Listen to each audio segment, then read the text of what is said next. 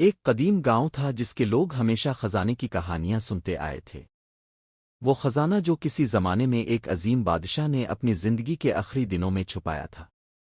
اس خزانے کا راز صرف کچھ بزرگ جانتے تھے، اور وہ اسے صرف اس شخص کے حوالے کرنا چاہتے تھے جو اس کی حقیقی قیمت جانتا ہو۔ عمر ایک نوجوان لڑکا تھا جس کا دل بڑا تھا اور جو ہمیشہ دوسروں کی مدد کرتا تھا۔ وہ گاؤں کے بزرگوں سے خزانے کے بارے میں سنا کرتا تھا اور ہمیشہ اس کے بارے میں سوچتا رہتا تھا۔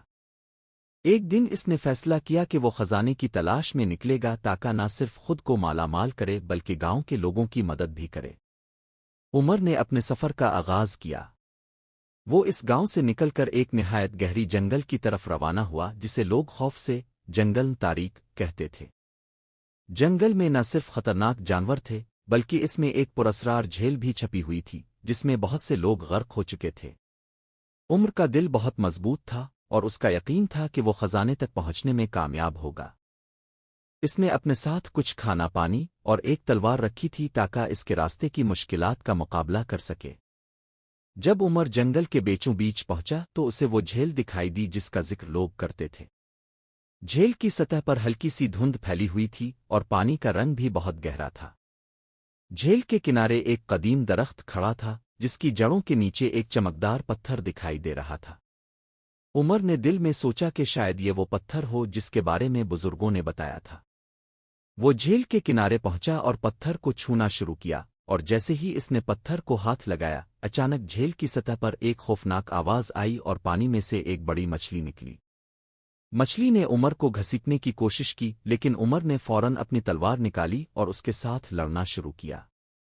اس کی تلوار کے کٹ لگتے ہی مچھلی کی آنکھوں میں تکلیف کا احساس ہوا اور وہ پیچھے ہٹ گئی۔ عمر نے پورے حوصلے کے ساتھ اس مچھلی سے جنگ کی اور آخرکار اسے ہرا دیا۔ وہ تھک چکا تھا لیکن اس کا عزم اور حوصلہ اسے مزید آگے بڑھنے کی طاقت دے رہا تھا۔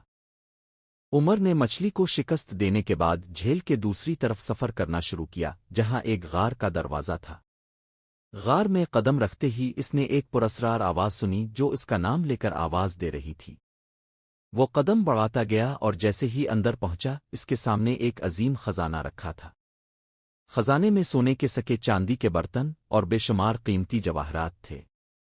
عمر نے خزانے کو دیکھتے ہی فیصلہ کیا کہ وہ اسے خود کے لیے نہیں بلکہ گاؤں کے لوگوں کے لیے استعمال کرے گا۔ خزانے کا فیصلہ۔ عمر نے خزانے کو گاؤں واپس لے جانے کا ارادہ کیا لیکن اس کے راستے میں ایک مشکل آئی۔ ایک قوی ڈاکو گروہ نے اس پر حملہ کر دیا جس کا مقصد خزانہ چھیننا تھا۔ عمر نے اپنی تلوار نکالی اور ان ڈاکوؤں سے لڑنے کی تیاری کی۔ لڑائی طویل اور شدید تھی لیکن عمر نے بہادری سے ڈاکوؤں کو شکست دی۔ اس کے بعد وہ خزانہ لے کر گاؤں واپس پہنچا۔ خزانے کی تقسیم۔ گاؤں پہنچ کر عمر نے خزانہ گاؤں کے لوگوں کے درمیان تقسیم کر دیا۔